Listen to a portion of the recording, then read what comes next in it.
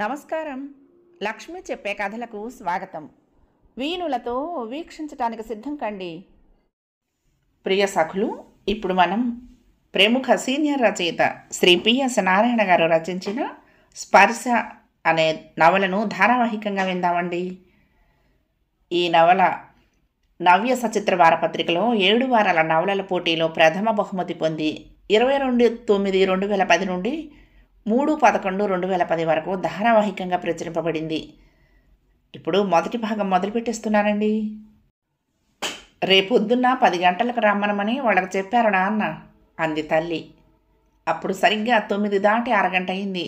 ఎండ మండిపోతుంది. ఎవరిని రమ్మన్నారు? అడిగింది సుగుణ. ఎవరేమిటే, ఎన్నిసార్లు చెప్పాలి నీకు? నిన్ను చూసేందుకు ఆ కుర్రవాడు వాళ్ళ బాబాయి పిన్ని వస్తున్నారు. సుగుణ గొంతును గయ్యను పెంచింది. నేను చెప్పాను కదమ్మా, నాకు వీలు కాదని. నన్ను సతాయించొద్దమ్మా. నేను మాత్రం ప్రయాణం మానుకోను. మేము నెల రోజుల నుండి ప్లాన్ చేసి కంపెనీలో సెలవు తీసుకొని బయలుదేరుతూ ఉంటే ఎవరో బడుద్ద వచ్చి నన్ను చూస్తారంటే నా ప్రోగ్రాం మార్చుకోవాలా? నీకు ముందే చెప్పాను నేను ఇప్పుడప్పుడే పెళ్లి చేసుకోనని. వినిపించుకోవే అమ్మా నువ్వు. సుగుణ తన బెడ్రూమ్లో అద్దంలో చూస్తూ ఐబ్రోస్ దిద్దుకుంటున్నది. అప్పటికే జీన్స్ ప్యాంటు మీద టీషర్ట్ వేసుకుంది. ఆహా, పెళ్లి చేసుకోక ఏం చేస్తావే? సన్యాసుల్లో కలుస్తావా? ఏం మాట్లాడుతున్నావు? నువ్వు చదువుకుని నేర్చుకున్నది ఇదా? పొగరెక్కిన మాటలు కాకపోతే నోరు మూసుకొని ఇంట్లో కూర్చో. సుగుణ చేస్తున్న పని ఆపలేదు. చేతిలో పెన్సిల్ పక్కన పడేసి అరచేతిలో కాస్త శాండల్ పౌడర్ వేసుకుని ముఖానికి దూమెరుగ్గా రాసుకుంది. బంగారు రంగులో మెరుస్తున్న సన్నని స్టిక్కర్ను తీసుకుని నుదుట బొట్టులా పెట్టుకుంది. పెదవులకు గులాబీ రంగు లిప్స్టిక్ పూసుకుంది. ఏమే సుగుణ, ఆ అబ్బాయి ఆఫీసు పని మీద మద్రాసు నుంచి వచ్చాడట. రేపు సాయంత్రం చెన్నై ఎక్స్ప్రెస్కు తిరిగి వెళ్ళిపోవాలట. నీ ప్రయాణం సాయంత్రం 4 గంటలకు కదా. ఎలాగూ సెలవు పెట్టావు, ఓ గంట పని. ఉదయాన అతను వస్తే ఏమైంది? బ్రేక్ఫాస్ట్ తీసుకుంటూ మాట్లాడుకోవచ్చు. మీ నాన్న కొలీగ్ జగన్నాథం అంకుల్ నీకు తెలుసు కదా, వారి పెద్దన్నయ్య గారు అబ్బాయి. మంచి సంబంధం అని తెలిసే నిన్ను చూడటానికి రమ్మనమంది. తల్లి కూడా గొంతు పెంచింది. సుగుణ వ్యానిటీ బ్యాగ్ తీసుకుని తన గదిలో నుంచి బయటకు వచ్చింది. రేపు మా ప్రయాణానికి కొనుక్కోవలసినవి చాలా ఉన్నాయమ్మా. ఆ పని పెందలాడే అయితే సరే, లేదా ఎక్కడైనా హోటల్లో భోజనం చేస్తావా? అంతా గంగలో దూకండి ఎక్కడికైనా. రేపుదయం మాత్రం నువ్వు ఎక్కడికి వెళ్ళటానికి వీల్లేదు. సుగుణ బయటకు వెళ్ళిపోతున్నదల్లా విసురుగా తల్లి దగ్గరకు వచ్చింది. నాకేమన్నా చెప్పి రమ్మన్నారా అమ్మా ఆయన గారిని మీరు? నేను ఊరికి వెళ్తున్నానని మీకు తెలీదా? నాకు ఇంకా చాలా ముఖ్యమైన పనులున్నాయి, నాకు వీలు కాదు. మా అమ్మాయి ఊళ్ళో లేదని రావద్దని చెప్పండి. కాదు కూడదు అని తీసుకొచ్చి నా ముందు కూర్చోబెట్టారో మొహాన్ని చెప్పేస్తాను, నువ్వు నాకు నచ్చలేదు, నేను చేసుకోను అని. తర్వాత నన్ననే లాభం లేదు. ఎత్తు మడమల చెప్పుల్ని టకటకలాడించుకుంటూ బయటకొచ్చి కారిడార్లో ఉన్న స్కూటీ స్టాండ్ తీసి రోడ్డెక్కించింది. కురచగా కత్తిరించుకున్న జుట్టు గాలికి ఎగురుతూ ఉండగా. అసలు దీన్ని కాదనాల్సింది, నెత్తికెక్కించుకున్న ఆయన గారిని అనాలి. ఒక్కతే కూతురు అంటూ ఒళ్ళు పై తెలియకుండా అది ఆడింది ఆటలా పెంచారు. ఇప్పుడు కొరకరాని కొయ్యలా తయారయ్యింది. చికాగ్గా హాల్లోకి వచ్చి భర్తకు చెప్పడానికి సెల్ ఫోన్ చేతిలోకి తీసుకుంది. పిల్ల 10వ తరగతి వరకు బాగానే ఉండేది. చక్కగా జెరీ అంచు పరికిణి కట్టుకుని ఓణి వేసుకుని పొడుగాటి జడలో గుప్పెడు పూలు పెట్టుకుని స్కూల్కి వెళ్ళేది. ఆ కాలేజీలో చేరగానే మాయరోగం పట్టుకుంది.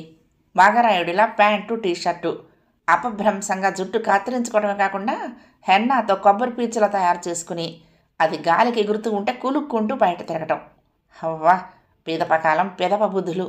ఏమైనా అంటే వెధవ ముసలమ్మ కబుర్లు చెప్పబోకు. ఇప్పటి ఫ్యాషన్ ఇది.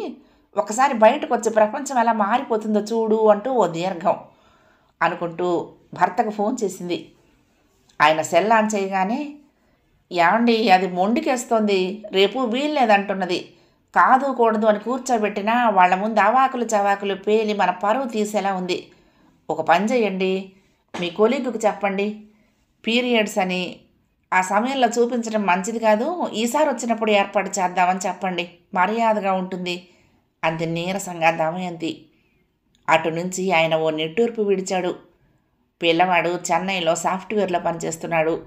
జీతం సంవత్సరానికి 8 లక్షలట. అతడి తండ్రికి ఇంకా 2 ఏళ్ల సర్వీస్ ఉంది. అక్కడే సొంతిల్లుంది. ఆయనకు 3 మగపిల్లలు, 1 ఆడపిల్ల. ఆడపిల్లకు పెళ్ళయింది, ఢిల్లీలో ఉంటోంది. పెద్ద కొడుక్కి పెళ్ళయింది.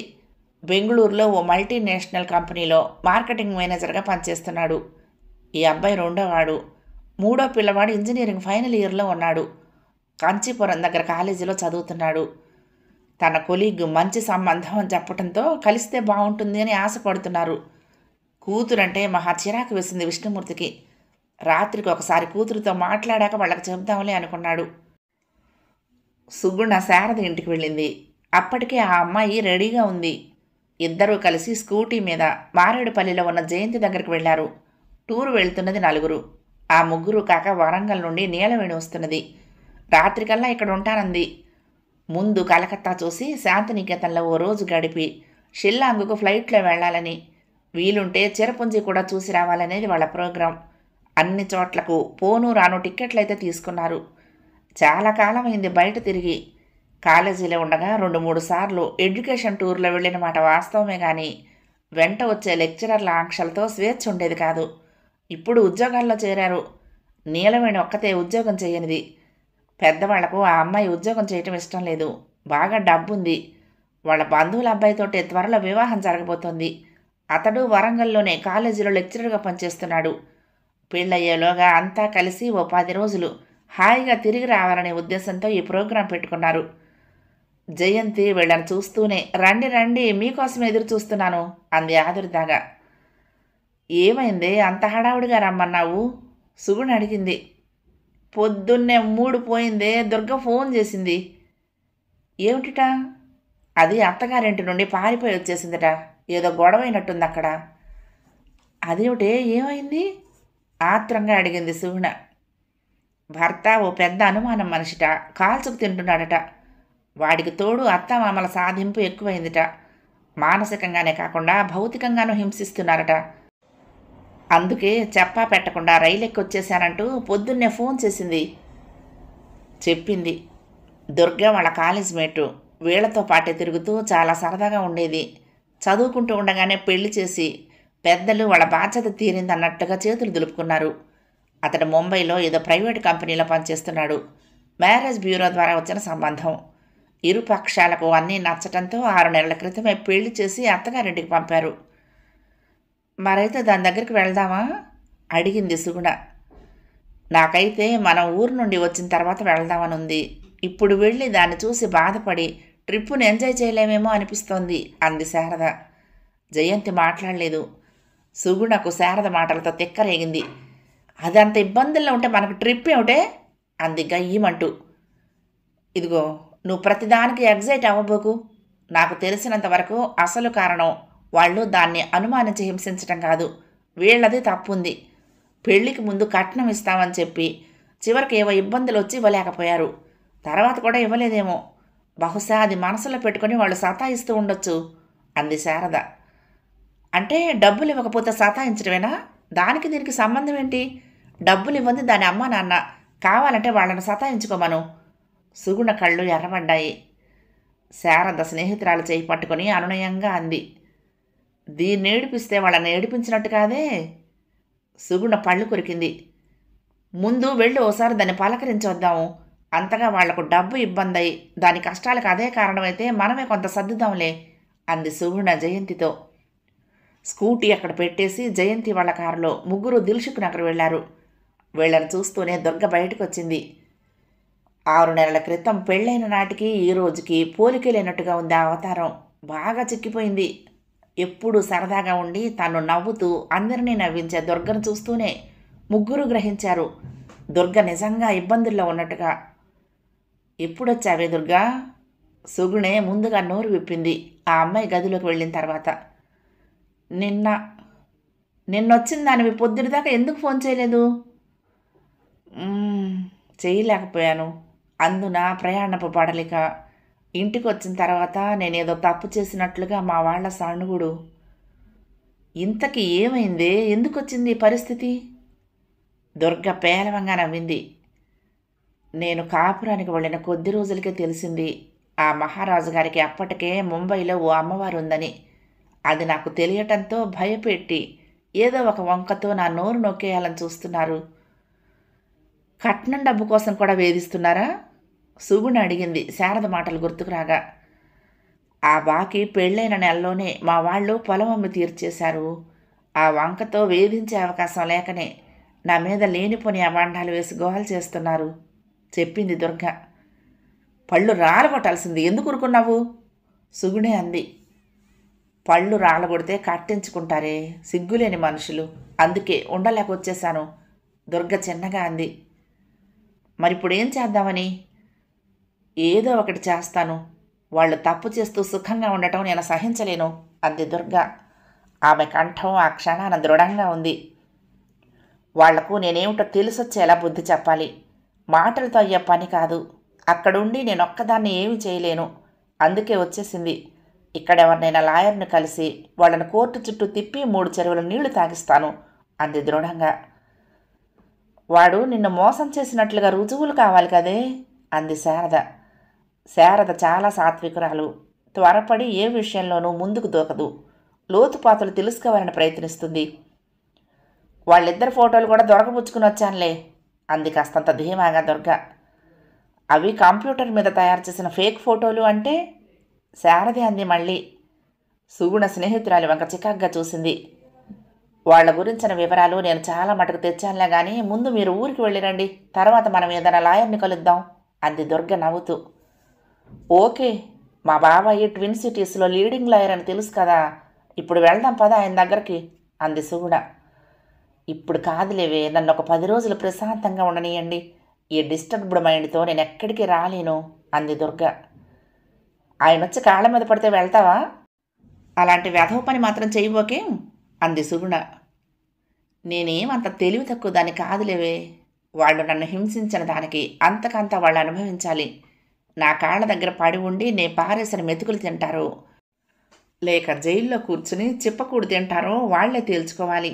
నేను దుర్గను, కాళినై వాళ్ళ నెత్తురు కళ్ళ చూస్తాను ఆవేశంగా అంది దుర్గ. వాళ్లకు ఆవేశం వచ్చినప్పుడల్లా సంవత్సరం క్రితం టీవీ ఛానల్స్ అన్నీ హోరెత్తించిన మంజరి చావు గుర్తుకొస్తుంది. మంజరి ఎవరో తెలియకపోయినా అత్తింటి ఆరళ్లకు కిరసనాయిలు పోసుకుని చచ్చిపోయిన ఆ అమ్మాయి అంటే అందరికీ జాలి. అందుకే ప్లే కార్డులు పట్టుకుని జంట నగరాల్లో గోల చేసిన మహిళా సంఘాలతో పాటు తిరిగిన కాలేజీ ఆడపిల్లల్లో వీళ్ళు ముందు వరుసలో ఉన్నారు. మంజరిలాగా ఏదైనా అఘాయిత్యం చేసి చచ్చేవు. దుర్గ నవ్వింది. చెప్పాను కదా, కాళినై వాళ్ళ నెత్తురు పిండుతానని. మంజరి తెలివి తక్కువది, పిచ్చి పనిచేసింది. చచ్చి వాళ్ళను జైలుకు పంపి కసి తీర్చుకోవాలని అనుకున్నదేమో కానీ నేను మాత్రం బ్రతికుండి వారం వారం జైలుకు వెళ్ళి పలకరిస్తూ మాటలతో వాళ్ళ ఒంటికి కారం రాసి మరీ వస్తూ ఉంటాను అంది. తర్వాత అరగంటలో వాళ్ళు బయటకు వచ్చి చార్మినార్ దగ్గరికి వెళ్ళారు తమకు కావలసిన వాటి కోసం. అందుకే నేనంటాను ఏ వెధవనో పెళ్లి చేసుకోకూడదని. సుగుణ విసురుగా అంది దారిలో కారులో పోతున్నప్పుడు. కారు జయంతి నడుపుతోంది. ఉంటారులేవే అలాంటి వాళ్ళు, కాదనలేము. ఎక్కడో ఎవడో ఏదో చేశాడని మన జీవితాలను మనమే ఎందుకు నాశనం చేసుకోవాలి? పిచ్చి వేషాలు వేస్తే గడ్డి పెట్టే ధైర్యం మనకుంటే వాళ్ళు మనల్ని ఏం చేయలేరు అంది శారద. అదే సరైన పద్ధతి. పెళ్ళైన తర్వాత వాళ్ళని మన దారిలోకి తెచ్చుకోవటంలోనే మన తెలివంతా ఉంటుంది అంది జయంతి శారద మాటకు ఒత్తాసుగా.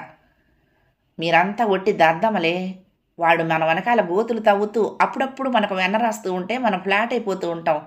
దిక్కు తోచక వెధవ బతుకు బతుకుతూ జీవితాన్ని వెళ్ళబుచ్చుతాం. I hate that type of life అంది సుగుణ విసురుగా. అంటే అసలు మనం పెళ్ళే చేసుకోకూడదనా నీ ఉద్దేశం? ఖచ్చితంగా. గతి లేక పెళ్లి చేసుకున్నా వాడితో సమాన ఫాయిదాలో మనం ఉండగలిగినంత కాలమే వాడి దగ్గర ఉండటం, లేదంటే రామ్ రామ్ అంది సుగుణ. దేవుడిచ్చిన శారీరక సుఖాలను వెధవభాయాలతో దూరం చేసుకోలేం కదా. ఓకే, నువ్వు అన్నట్లే మనం వాడితో ఎమడలేము అనుకున్నప్పుడు బయటికి రావచ్చు. అంతేగాని పెళ్లి చేసుకోకపోవటం అనేది తప్పు. ఆడగాని మగగాని ప్రతి మనిషికి తోడు అవసరమే. సుగుణ భుజాలు ఎగరేసింది. ఏమోనే, మీ ఆలోచనలు మీవి, నా ఆలోచనలు నావి అంటూ. దమయంతి రాత్రి 8 గంటలప్పుడు కూతురు గదిలోకి వచ్చి, లే భోజనం చేద్దాం. అవును, పగలంతా ఎక్కడ తిరిగారే, మధ్యాహ్నం భోజనం చేశారా అంది. పడుకుని ఉన్న సుగుణ మంచం మీద లేచి కూర్చుంటూ, చెప్పే వెళ్ళాను కదమ్మా, పెందలాడే పనులన్నీ అయితే వస్తాను, లేకపోతే హోటల్లో భోజనం చేస్తామని అంది కాస్త నుదురు చిట్లించి. తర్వాత పావు గంటకే విష్ణుమూర్తి దమయంతి కూతురితో పాటు డైనింగ్ టేబుల్ దగ్గర కూర్చున్నారు. క్యాష్ తీసుకుని వెళ్ళబోకండి, ఏటీఎం కార్డులు ఉన్నాయి కదా అందరి దగ్గర అన్నాడు. అలాగే నాన్న. రాను పోను కన్ఫర్మ్డ్ టికెట్లేనా? ఎక్కడన్నా ఇబ్బంది అయితే ఫోన్ చెయ్యి అన్నాడు ఆయనే. మళ్ళీ ఎప్పుడు రావటం అంటూ అడిగాడు. సరిగ్గా 10 రోజులు నాన్న ట్రిప్పు చెప్పింది. రోజు రాత్రిపూట ఫోన్ చేస్తూ ఉండు. అలాగే నాన్న. దమయంతి భర్త వంక చిరాగ్గా చూసింది. అసలు విషయం మాట్లాడకుండా వెధవ కబుర్లు చెప్తున్నందుకు. అది వింటే ఆయన మాటే వినాలి. ఎలాగో అలాగా దాన్ని రేపు ఉదయాన పెళ్లి చూపులకు ఒప్పించమని ఆఫీసు నుంచి వచ్చినప్పటి నుంచి పోరుతూనే ఉంది. తన మాట అసలు వినదు. మీ కొలీగ్ ఏమన్నాడో కూడా చెప్పండి అంది దమయంతి చిన్నగా. ఆ అబ్బాయి నీ విషయంలో చాలా ఇంట్రెస్ట్ చూపిస్తున్నాడమ్మా. నీ ఫోటో చూశాడు, నువ్వు నచ్చావుట, నీ క్వాలిఫికేషన్ కూడా నచ్చిందిట. అన్నింటికి మించి మాకు నచ్చింది వాళ్ళు, వాళ్ళ కుటుంబ పద్ధతులు. మా కొలీగ్ జగన్నాథం నీకు తెలిసిన వాడే కదా, వాళ్ళ పెద్దన్నయ్య కొడుకు.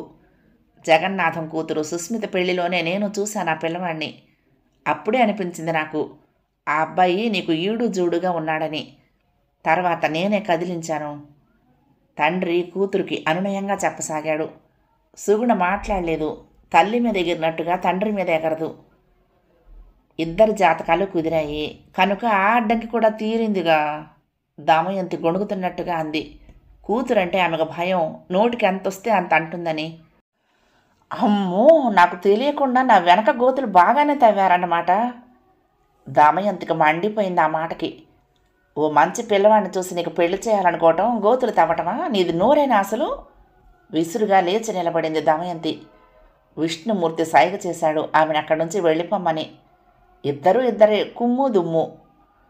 మీ ఇష్టం వచ్చినట్లు ఆడవండి. ఇక ఈ విషయంలోకి నన్ను లాగొద్దు. దమయంతికి బాగా కోపం వచ్చింది. అసలు దాన్ని చెడగొట్టేది ఈయనే. నువ్వంటే చాలా సుముఖంగా ఉన్నారమ్మా వాళ్ళంతా. ఆ అబ్బాయి కూడా నాతో చాలా చక్కగా మాట్లాడాడు సాయంత్రం ఫోన్లో. ఎప్పుడు మన ఇంటికి వద్దామా, ఎప్పుడు నిన్ను చూద్దామా అన్నంత ఆత్రంగా ఉన్నాడు అన్నాడు. మరీ అంత ఇంట్రెస్ట్ చూపిస్తున్నాడు అంటే మీరు కట్నం ఎంత ఇస్తానన్నారేమిటి అంది విసురుగా తల్లి వెళ్ళిన వంటింటి వైపు ఓరగా చూస్తూ సుగుణ. కట్నం ఇంతనేమీ లేదు, ఇస్తే తీసుకుంటారట, ఇవ్వకపోతే అడగరట. బంగారు బొమ్మలా ఉన్న నీకు కట్నం ఎవరు అడుగుతారే? నువ్వు వాళ్ళింట కాలు పెట్టడమే వాళ్ళ అదృష్టంగా భావిస్తారు కానీ. కూతుర్ని ఒబ్బేస్తూ అన్నాడు తండ్రి. అది కాదులే నాన్న, అంకుల్ నీ ఆస్తి పాస్తులన్నీ వివరంగా చెప్పుంటారు. మీకా నేను ఒక్కదాన్నే కూతుర్ని. రేపు ఈ ఆస్తి అంతా నాదే కాబోతున్నప్పుడు ఇక కట్నం దేనికని వాళ్ళ ఉద్దేశం. లేదమ్మా, వాళ్ళు డబ్బు మనుషులు కాదమ్మా. జగన్నాథం గారు అన్నయ్యతోనూ నాకు పరిచయం ఉంది కదా, వాళ్ళు బాగా డబ్బున్న వాళ్ళే. వాళ్ళ ఆస్తి ముందు మన ఆస్తి అంతా. చిరునవ్వుతో కూతురు వంక చూశాడు ఆయన. రేపు ఉదయం 1 గంట వచ్చి వెళ్తారు. నువ్వు వెళ్తున్నది 4 గంటలకి ఫలక్నామాకి కదా. కూతురు మాటలు వింటూ ఉంటే ఆయనకు కోపం వస్తోంది. చదువుకున్నది, నెలకు 40,000 సంపాదించుకుంటున్నది. ఆ మాత్రం ఇంగిత జ్ఞానం ఉండక్కర్లేదా? స్నేహితుల ద్వారానే దీనికి బాగా వంట పట్టేలా చెప్పిస్తే కానీ ఓ దారిని పడేలా లేదు. ఓ నిట్టూర్పు విడిచాడు విష్ణుమూర్తి. కుదరదు నాన్న, నాకు వరంగల్ నుంచి నీలవేణి ఈ రాత్రికి వస్తున్నది. అది కొనుక్కోవలసినవి చాలా ఉన్నాయి. దాన్ని నా స్కూటీ మీద తీసుకుని వెళ్తానని చెప్పాను. దాని ముందు నా మాట పోతుంది అంది. వంటింట్లో ఉన్న దమయంతి కోపాన్ని నిగ్రహించుకోలేకపోయింది. విసురుగా బయటకు ఒక దూకు దూకింది. నీతో చదువుకున్న ఓ పిల్లకిచ్చిన మాట పోవటం నీకు ఇష్టం లేదు. నిన్ను కన్న తల్లిదండ్రులు ఓ పెద్ద మనిషికి ఇచ్చిన మాట పోయినా పర్వాలేదా? ఇదేనా నీకు కాలేజీలో చెప్పింది? అసలు ఎవడే నీకు డిగ్రీ ఇచ్చింది? ఇంకా నీకు 2 కొయ్య ముక్కలు తోడున్నారు కదా, వాళ్లతో వెళ్ళి తెచ్చుకోమను. అంతేగాని మన ఇంట్లో ముఖ్యమైన పని వదులుకోనల్లా వెళ్తానంటావేమిటి? అసలు బుద్ధుండే మాట్లాడుతున్నావా? సుగుణ అన్నం తింటున్నదల్లా కంచంలోనే చెయ్యి కడిగేసుకుని విసురుగా లేచి నిలబడింది. సరేనమ్మా సరే, ఇంకా రాద్ధాంతం చేసి నా మూడు పాడు చేయబోకు. నీ మాటే వింటాను. అయితే మీరు ముందుగా ఒక్కటి ఆలోచించండి. కట్నం కూడా లేకుండా చేసుకోవాలన్నంత ఆకర్షణ నాలో ఏం కనపడిందంట అతగాడికి? అతగాడిలో ఏం లోపం ఉందో తేల్చుకోండి అసలు. లేకపోతే అంత హడావుడిగా రేపే చూస్తానని తొందరపట్టం ఏంటి? మీ లెక్క చూస్తే మంగళసూత్రాలు కూడా చేయించి అట్టిపెట్టారల్లే ఉంది.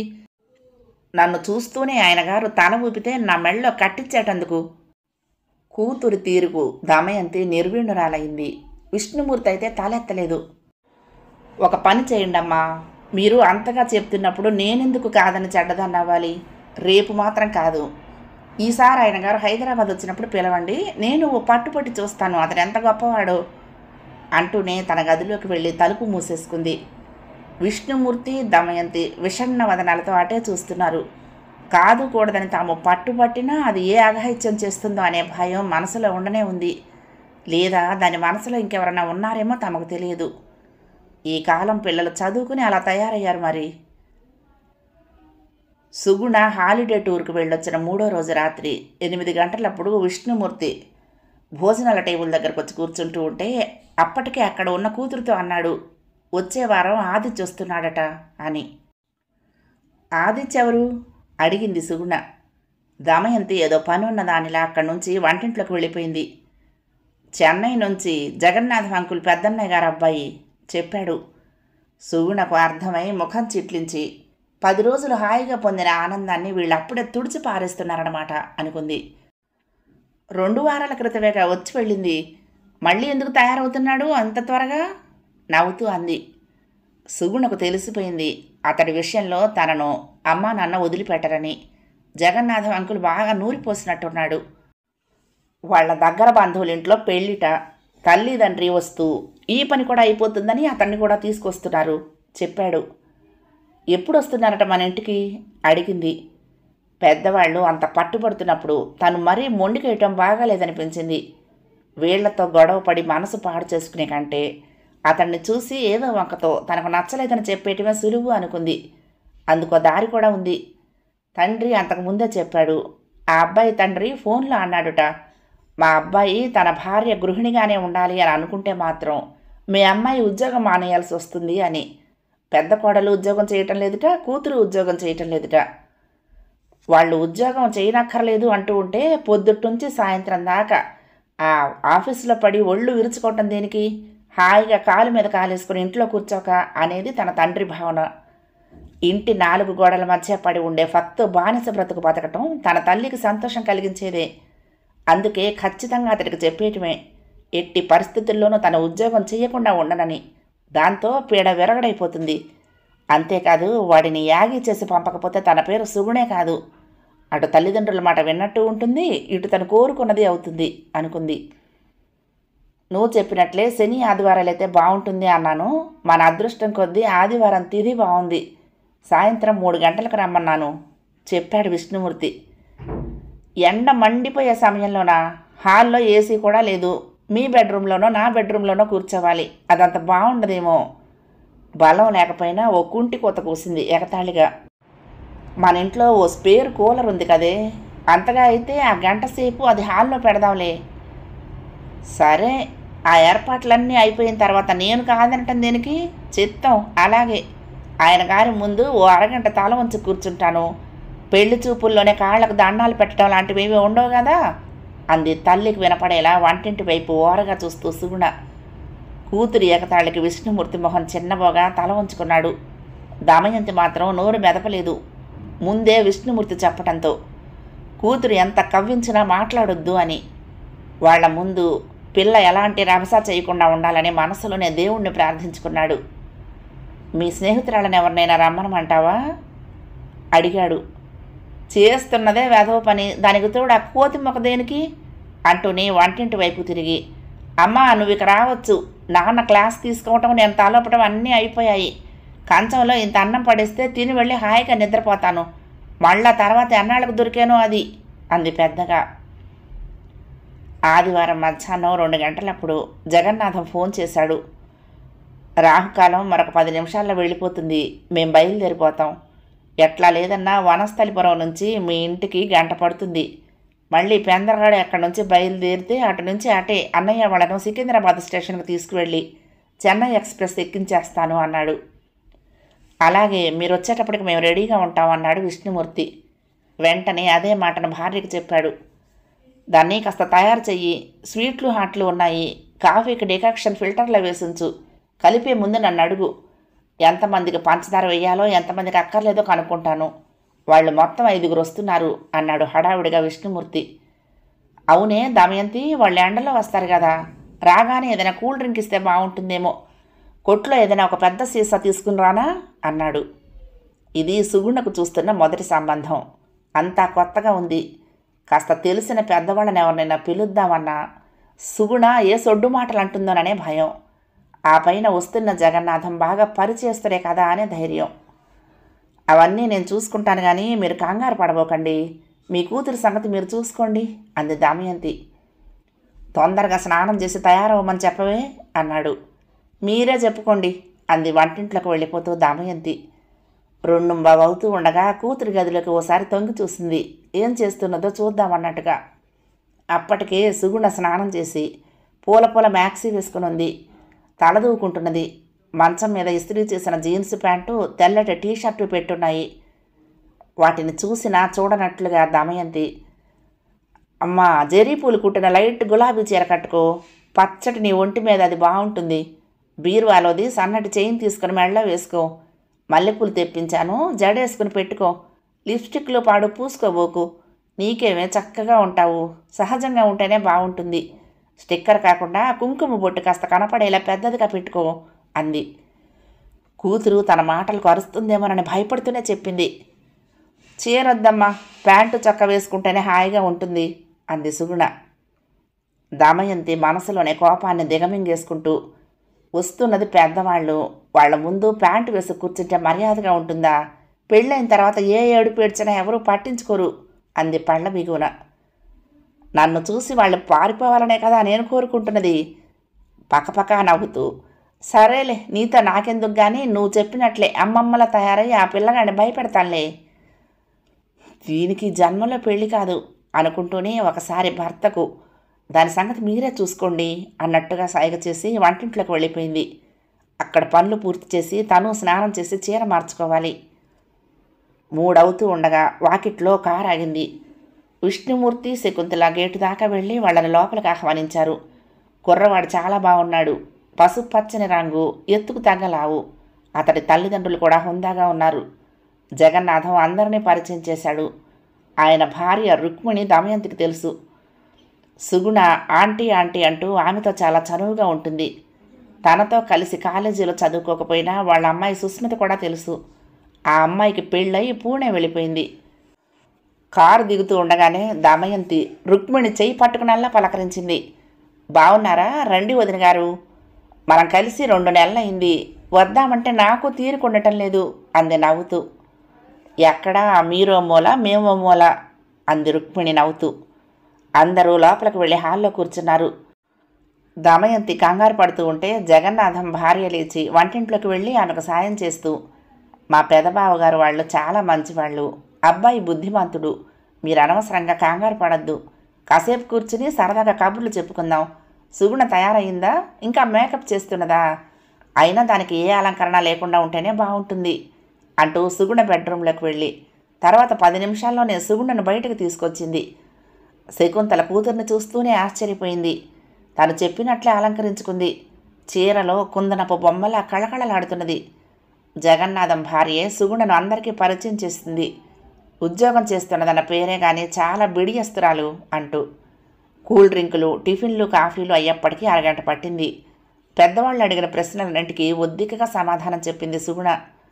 విష్ణుమూర్తి, దమయంతి నోరు తెరుచుకుని చూస్తున్నారు. అతి వినయంగా చెప్తున్న కూతురు సమాధానాలకు.